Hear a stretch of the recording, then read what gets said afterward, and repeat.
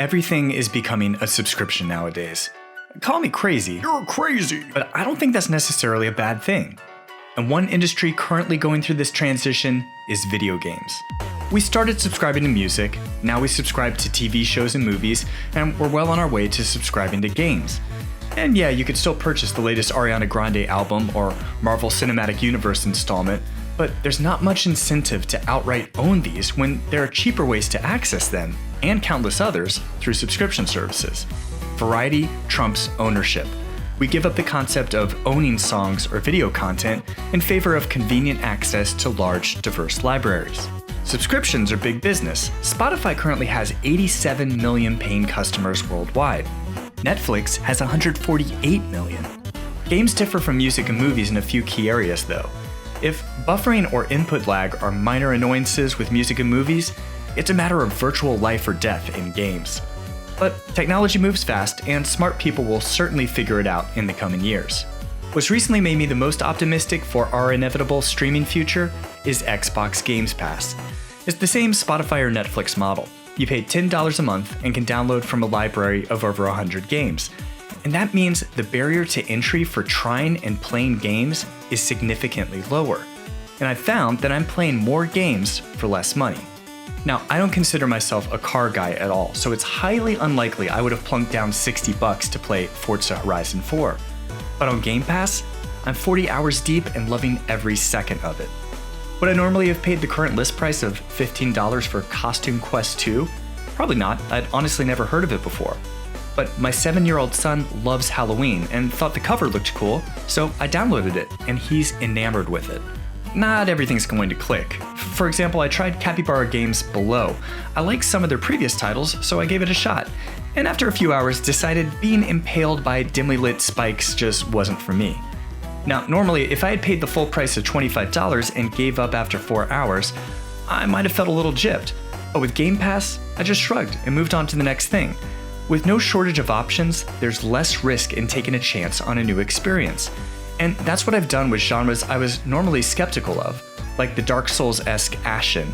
I've taken a chance on them given the low risk, and more times than not, it's paid off. That's what I've found myself doing more and more. Just like I don't need to be the first kid on the block to pay $15 to see the latest movie in theaters on opening weekend, I didn't pay $60 last year to play Red Dead Redemption 2 on launch day. I'll definitely play it eventually, but for now, there's no shortage of other options. You can make the argument of quality versus quantity, that it's better to pay more for one great experience instead of several lesser ones.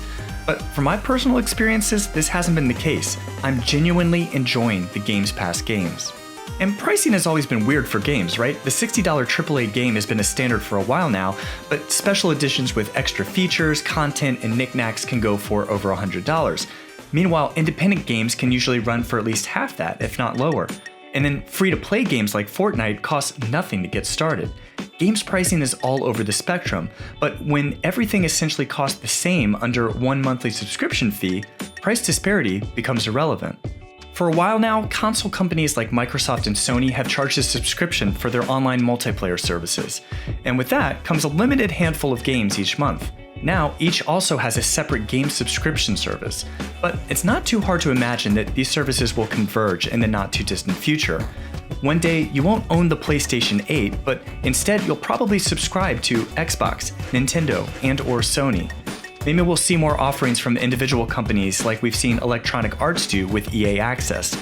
Maybe other companies like Apple, Amazon, and Google will get into the mix. Now that might seem like a lot of disparate parts, but no one's forcing you to stay subscribed to everything. And you'll probably be able to access several of them under one roof /friends list /online infrastructure. And you'll probably see a lot more multimedia combo deals out there like Spotify and Hulu are currently doing. So instead of being tethered to a single device or console, all you'll need is a screen and a controller, and you'll be good to go. If Nintendo Switch has taught us anything, it's that location shouldn't be a limiting factor for when you play games. It's freeing to be able to play anything, anywhere. I personally hope we'll see standardized controllers and all-in-one units that can play games from a variety of subscription services. The most likely contender for this would be your smartphone. Since virtual controls often lack the precision and reliability needed for many games, I'd expect we'll see a lot more game-branded, controller-enabled smartphones in the coming years. We're in the middle of an industry transition, and it'll be interesting to watch it evolve over the next few years. I love all forms of entertainment, books, music, movies, and more, but to me, interactive entertainment is kind of the perfect combination of all of these. It's a bright future for video games, and I remain optimistic and excited for what's coming next.